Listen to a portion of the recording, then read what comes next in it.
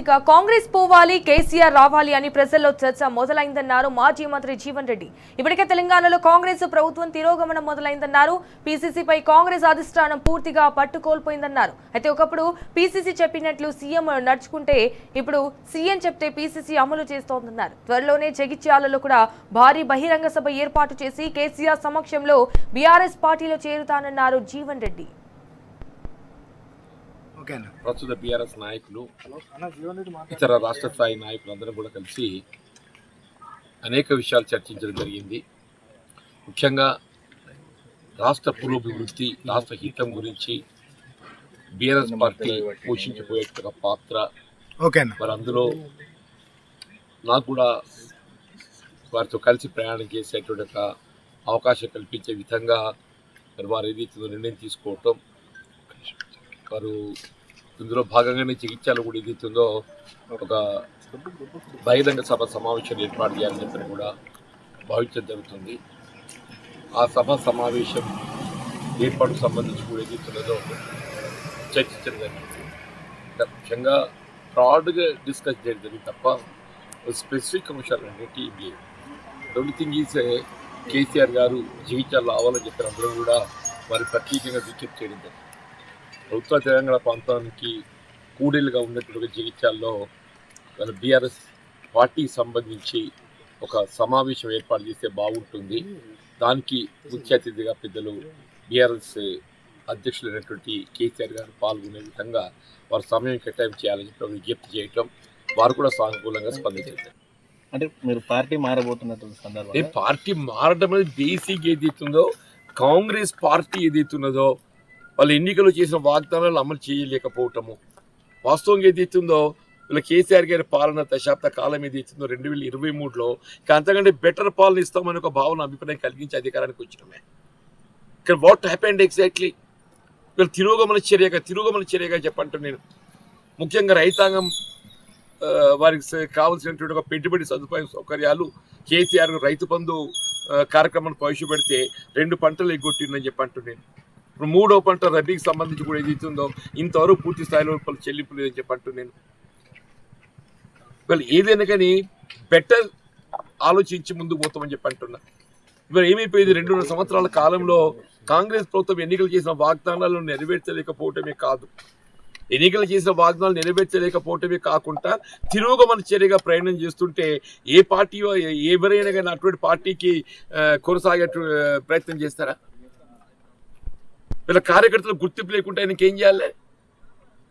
నేను ఇలా పీసీసీ ఆలోచన సూచన మేరకు రాష్ట్ర ప్రభుత్వం పనిచేస్తుందా, లేకపోతే ముఖ్యమంత్రి గారి యొక్క సూచన మేరకు పీసీసీ పనిచేస్తుందా?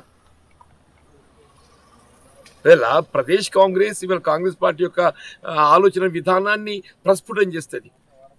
కాంగ్రెస్ పార్టీ యొక్క ఆలోచన విధానాన్ని ప్రస్ఫుటం చేసేది ప్రదేశ్ కాంగ్రెస్.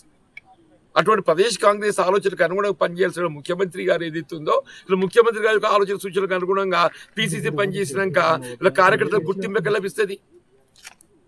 ఇలా కాంగ్రెస్ పార్టీ ఉనికి కోల్పోవటానికి కారకులు ఎవరు? ఇలా ప్రదేశ్ కాంగ్రెస్ ఏదైతుందో నిస్సహాయత, ప్రదేశ్ కాంగ్రెస్ నిస్సహాయత, అధిష్టానం నిస్సహాయతతో ఏదైతుందో ఇలా రాష్ట్ర ప్రభుత్వం అదుపు చేయలేకపోవడంతో రాష్ట్ర ప్రభుత్వం ఇలా ఎన్నికల్లో చేసిన వాగ్దానాలు అమలు చేసే దిశగా ముఖ్యమంత్రి గారిని పై ఒత్తిడి తేవటం లోపల సభ్యులు కాలేకపోవడంతో ఈ పరిస్థితి ఎదురవుతుందని చెప్పంటూ నేను. దాని బాధ్యత ఎవరు వహించాలి? పీసీసీ మహేష్ కుమార్ గౌడ్ గారు వహించాలి, కాంగ్రెస్ పార్టీ అధిష్టానం వహించాలి. సరే నేనే పార్టీ అంటే ఇప్పటికైనా చెప్పండి, బీఆర్ఎస్ పార్టీ అపీరెంట్ ఇవ్వడం ప్రజాహితానికి అనుగుణంగా తెలంగాణ రాష్ట్ర ఏర్పాటు ఉద్యమ రథసారథిగా వీళ్ళ కేసీఆర్ గారు ఏదిస్తుందో తెలంగాణ రాష్ట్ర ఏర్పాటు కార్య సాధకుడు అయిందని చెప్పి అంటున్నా. మరి 10 సంవత్సరాలు దేశంలో ఎక్కడ లేని విధంగా రైతు బంధు కార్యక్రమాన్ని రైతులకు పెట్టుబడి సమకూర్చిండు, రైతు బీమా అందింపజేసిండు అని చెప్పి అంటున్నా నేను.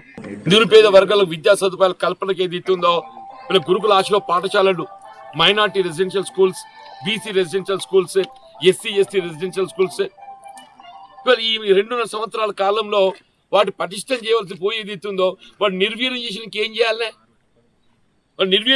చేయాలి?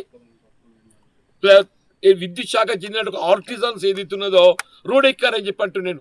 మీరు గమనిస్తూ ఉంటారని చెప్పి అనుకుంటా నేను. విద్యుత్ శాఖ చెందినటువంటి ఒక ఆర్టిజన్స్ ఏదైతుందో వీళ్ళు రోడ్డుకి వాళ్ళు ఉద్యమించే పరిస్థితి ఏర్పడని చెప్పంటున్నా.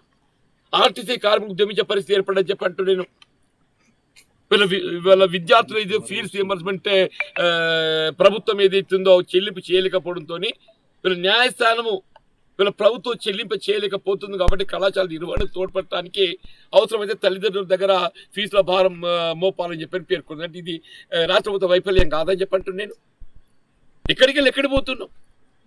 కేంద్ర ప్రభుత్వం ఏదైతుందో ఎస్సీ ఎస్టీ ఫీజు రియంబర్స్మెంట్ సంబంధించి 276 కోట్లు విడుదల చేస్తే ఎస్సీ ఎస్టీ ఫీజు రియంబర్స్మెంట్ సంబంధించి 276 కోట్లు నిధులు విడుదల చేస్తే అందులో 25% ఏదైతే రాష్ట్ర ప్రభుత్వం వాటా చెల్లింపు చేయలేకపోవడంతో ఆ నిధులు తిరిగి వెళ్ళిపోయినాయి. దయచేసి ఆలోచించండి చెప్పంటూ నేను ఇలా విద్యార్థుల భవిష్యత్తు ఏమవుతుంది, నిరుద్యోగ భవిష్యత్తు ఏమవుతుంది.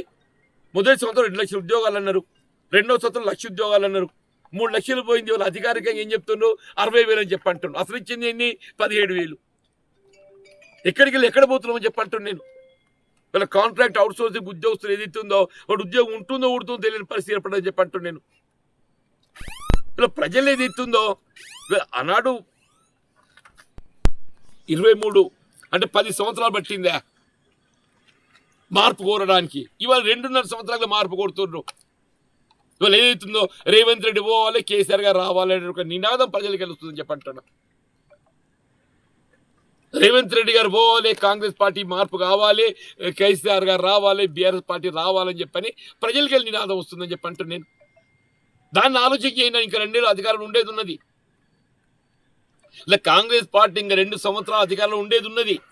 కానీ ఈ 2 సంవత్సరాల కాలమైనా మెరుగైన పాలన ఇవ్వడానికి ప్రయత్నం చేయండి, ప్రజాహితం కోసం పనిచేయండి. అది ఆలోచన చేయకుండా జీవన్ రెడ్డి ఎందుకు పోతుండే నేను అధికార పార్టీ పోతలేను కదా.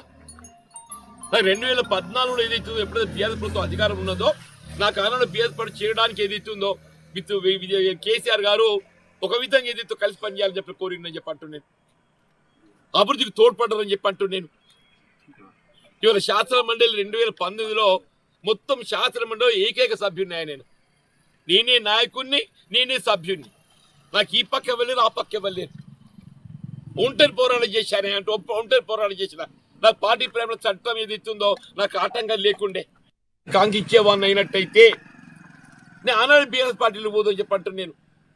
ఇవాళ ఏది ఇస్తుందో వీళ్ళ కాంగ్రెస్ పార్టీ ప్రజలకు ఇచ్చే వాగ్దానాలు నెరవేర్చలేకపోవడంతో కాంగ్రెస్ పార్టీ మొన్నటి ఎన్నికల్లో 23 నవంబర్ ఎన్నికల్లో ప్రజలకు ఇచ్చే వాగ్దానాలు నెరవేర్చలేకపోవడంతో నేను ప్రజల పక్షాన్ని నిలబడటానికి ఇవాళ ఏదైతుందో బీఆర్ఎస్ పార్టీ ఎంచుకోవడం జరిగింది.